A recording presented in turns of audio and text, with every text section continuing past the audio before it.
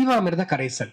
இந்த பேரை பாருங்களேன், ஜீவ அமிர்த கரைசல். ஜீவன் உயிர், அமிர்தம்னா கெட்டே போகாத ஒரு பொருள். இந்த கரைசலை தயாரிக்கிறது நம்மால் ஒரு விஷயம் சொல்லியிருக்காங்க. பட் நம்ம அதுல சின்ன மாற்றம். இதே போல 10 கிலோ சாணம், 200 லிட்டர் தண்ணி, 10 கிலோ சாணம், 200 லிட்டர் தண்ணி, 2 கிலோ நாட்டு சக்கரை. 5 கிலோ சாணத்துக்கு 1 கிலோ சக்கரை அப்படிங்கிற மாதிரி 2 கிலோ நாட்டு சக்கரை, 2 லிட்டர் தயிர், 4 கிலோ முளைக்கட்டிய பயிர் மாவு.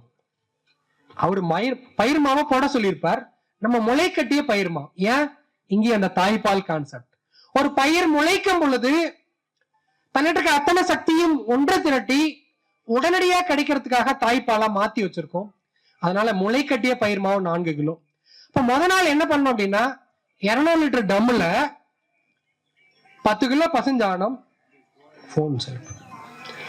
10 கிலோ பசுஞ்சாணம், 2 கிலோ நாட்டு சக்கரை, 2 லிட்டர் தயிர், 4 கிலோ முளைக்கட்டிய பயிர் மாவு.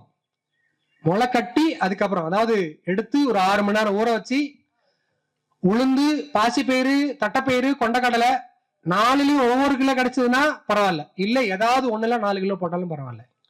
அது ஒரு நாள் முளை கட்டி வச்சு நல்லா முளை குறுத்து வந்துடும். அதை அரைச்சி போட்டா நல்ல புரோட்டீன் கிடைக்கும். இதை போட்டுட்டு முத நாள் 50 லிட்டர் மட்டும்தான் தண்ணி ஊற்றணும்.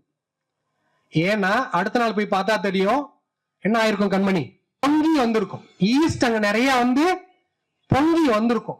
அதனால திரும்ப கலக்கி விட்டுட்டு அதுக்கப்புறம் தண்ணி ஒரு 50 லிட்டர், இப்படி தினமும் 50 லிட்டராக 4 நாள் சேர்த்துட்டு 7 நாளைக்கு அப்புறம் பயன்படுத்தும் பொழுது இந்த ஜீவாமிர்த கரைசல் உண்மையிலேயே அமிர்த கரைசல். ஒரு பெரிய விஷயம் அது. அவ்வளவு அருமையாக நல்ல பலனை கொடுக்கிறது. இப்படித்தான் எங்க ஜீவாமிர்த கரைசல் உருவாச்சு.